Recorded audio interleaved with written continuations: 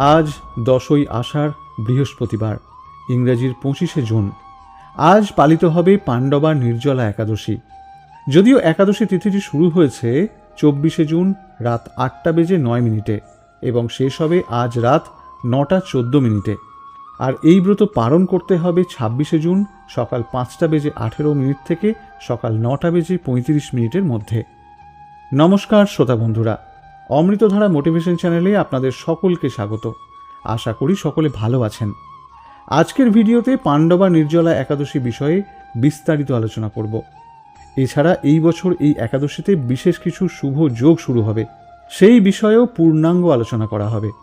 আজকের ভিডিওটি মনোযোগ সহকারে শ্রবণ করুন, আর ভিডিওটি ভালো লাগলে একটি লাইক করবেন এবং এরকম আরও ভিডিও পেতে চ্যানেলটি সাবস্ক্রাইব করে রাখবেন।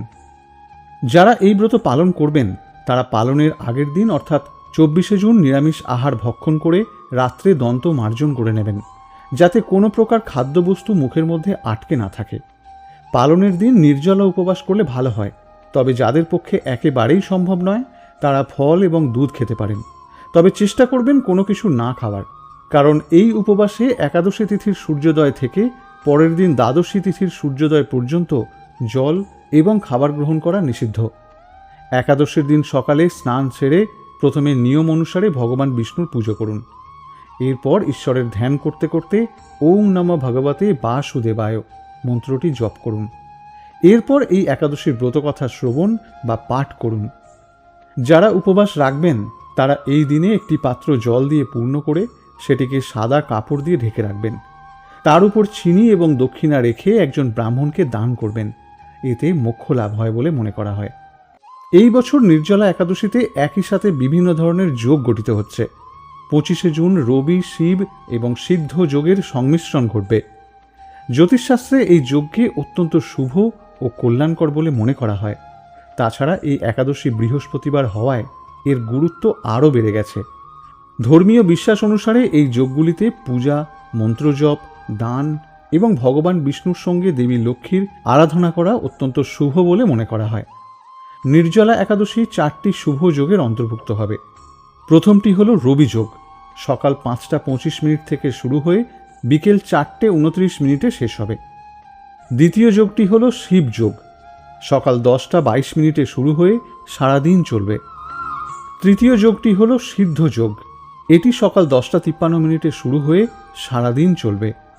এছাড়াও চতুর্থ এবং সবচেয়ে তাৎপর্যপূর্ণ কাকতালীয় ঘটনাটি হল নির্জলা একাদশী বৃহস্পতিবার পড়েছে। বৃহস্পতিবার ভগবান বিষ্ণুর জন্য উৎসর্গীকৃত দিন হিসেবে মনে করা হয় এবং একাদশীর উপবাসও বিষ্ণু পূজার জন্য বিশেষ বলে গণ্য করা হয়। বিশ্বাস করা হয় যে এই বিরল কাকতালীয় ঘটনাটি উপবাসটির তাৎপর্যকে আরও বাড়িয়ে তোলে। নির্জলা একাদশীতে অনেক শুভ যোগ গঠিত হলেও ভদ্রার প্রভাবও অনুভূত হবে। পঞ্চাঙ্গ অনুসারে এদিন ভদ্রা নক্ষত্র সকাল 7:08 শুরু হয়ে রাত 8:09 পর্যন্ত স্থায়ী হবে।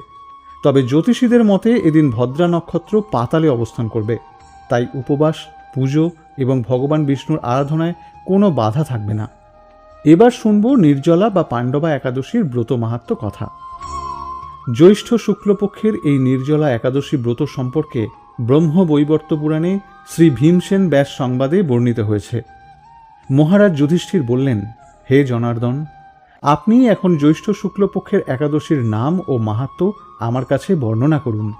শ্রীকৃষ্ণ বললেন, এই একাদশীর কথা মহর্ষি ব্যাসদেব বর্ণনা করবেন, কেননা তিনি সর্বশাস্ত্রের অর্থ ও তত্ত্ব পূর্ণরূপে জানেন। রাজা যুধিষ্ঠির ব্যাসদেবকে বললেন, হে মহর্ষি দ্বৈপায়ন, আমি মানুষের লৌকিক ধর্ম এবং জ্ঞানকাণ্ডের বিষয়ে অনেক শ্রবণ করেছি। আপনি যথাযথভাবে ভক্তি বিষয়িনী কিছু ধর্মকথা এখন আমায় বর্ণনা করুন। শ্রী ব্যাসদেব বললেন, হে মহারাজ, তুমি যেসব ধর্মকথা শুনেছ, এই কলিযুগের মানুষের পক্ষে সেই সমস্ত পালন করা অত্যন্ত কঠিন।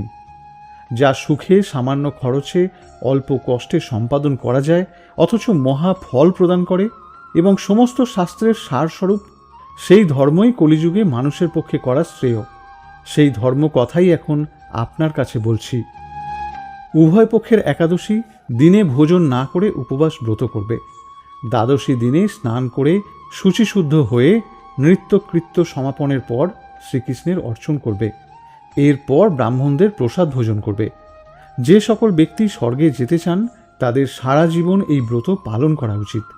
পাপকর্মে রত এবং ধর্মহীন ব্যক্তিরাও যদি এই একাদশীর দিন ভোজন না করে তবে তারা যম যাতনা থেকে রক্ষা পান। শ্রী ব্যাসদেবের কথা শুনে গদাধর ভীমসেন অশ্বত্থ পাতার মতো কাঁপতে কাঁপতে বলতে লাগলেন, হে মহাবুদ্ধি পিতামহ, মাতা কুন্তী, দ্রৌপদী, ভ্রাতা যুধিষ্ঠির, অর্জুন, নকুল এবং সহদেব এরা কেউই একাদশীর দিন ভোজন করে না। আমাকেও অন্ন গ্রহণ করতে নিষেধ করে, কিন্তু দুঃসহ ক্ষুধা যন্ত্রণার জন্য আমি এই উপবাস করতে পারি না। ভীমসেনের এরকম কথায় ব্যাসদেব বলতে লাগলেন, যদি স্বর্গাদি দিব্যধাম লাভে তোমার একান্ত ইচ্ছা থাকে তবে উভয় পক্ষের একাদশীতে ভোজন করবে না। তদুত্তরে ভীমসেন বললেন, আমার নিবেদন এই যে উপবাস তো দূরের কথা, দিনে একবার ভোজন করে থাকাও আমার পক্ষে অসম্ভব। কারণ আমার উদরে বৃক নামে এক অগ্নি রয়েছে, ভোজন না করলে কিছুতেই সে শান্ত হয় না। তাই প্রতিটি একাদশী পালনে আমি একেবারেই অপারগ। হে মহর্ষি, বছরে একটি মাত্র একাদশী পালন করে যাতে আমি দিব্য ধাম লাভ করতে পারি, এই রকম কোনো একাদশীর কথা আমাকে নিশ্চয় করে বলুন। তখন ব্যাসদেব বললেন, জ্যৈষ্ঠ মাসের শুক্লপক্ষের একাদশী তিথিতে জল পান পর্যন্ত না করে সম্পূর্ণ উপবাস থাকবে, তবে আচমন করলে দোষ হবে না। এই দিন অন্নাদি গ্রহণ করলে ব্রত ভঙ্গ হয়।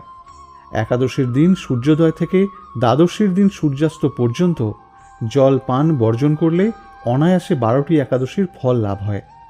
বছরের অন্যান্য একাদশী পালনে অজান্তেই যদি কখনো ব্রত ভঙ্গ হয়ে যায় তাহলে এই একটি মাত্র একাদশী পালনে সেই সব দোষ দূর হবে।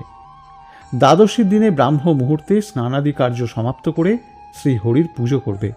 সদাচারী ব্রাহ্মণদের বস্ত্রাদি দানসহ ভোজন করিয়ে আত্মীয় স্বজনদের সঙ্গে নিজে ভোজন করবে। এইরূপ একাদশী ব্রত পালনে যে প্রকার পুণ্য সঞ্চিত হয় এখন তা শ্রবণ করো। সারা বছরের সমস্ত একাদশীর ফলই এই একটি মাত্র ব্রত উপবাসে লাভ করা যায়। শঙ্খ, চক্র, গদা, পদ্মধারী ভগবান শ্রীকৃষ্ণ আমাকে বলেছেন, বৈদিক ও লৌকিক সমস্ত ধর্ম পরিত্যাগ করে যারা একমাত্র আমার শরণাপন্ন হয়ে এই নির্জলা একাদশী ব্রত পালন করে তার সর্বপাপ মুক্ত হয়।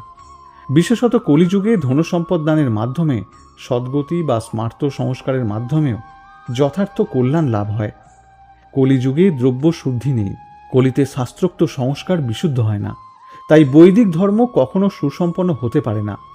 হে ভীমসেন, তোমাকে বহু কথা বলার প্রয়োজন কি? তুমি উভয় পক্ষের একাদশীতে ভোজন করবে না। যদি তাতে অসমর্থ হও তবে জ্যৈষ্ঠ মাসের শুক্লপক্ষের একাদশীতে অবশ্যই নির্জল উপবাস করবে। এই একাদশী ব্রত ধনধান্য ও পুণ্যদায়িনী। যমদূতগণ এই ব্রত পালনকারীকে মৃত্যুর পরও স্পর্শ করতে পারে না। পক্ষান্তরে বিষ্ণু দূতগণ তাকে বিষ্ণুলোকে নিয়ে যান। প্রিয় শ্রোতা বন্ধুরা, আজ এই পর্যন্তই। ভিডিওটি শেষ পর্যন্ত শ্রবণ করার জন্য আপনাকে অসংখ্য ধন্যবাদ। আশা করি ভিডিওটি আপনাকে সমৃদ্ধ করেছে। ভিডিওটি ভালো লাগলে একটি লাইক করবেন আর আপনার প্রিয়জনের সাথে ভিডিওটি শেয়ার করবেন এবং আমাদের সাথে যুক্ত থাকতেই চ্যানেলটি সাবস্ক্রাইব করে রাখবেন। আর আপনার যদি কোনো নিজস্ব মতামত থাকে সেটিও আমাদের কমেন্ট করে জানাতে পারেন। সকলে ভালো থাকবেন, সুস্থ থাকবেন। নমস্কার।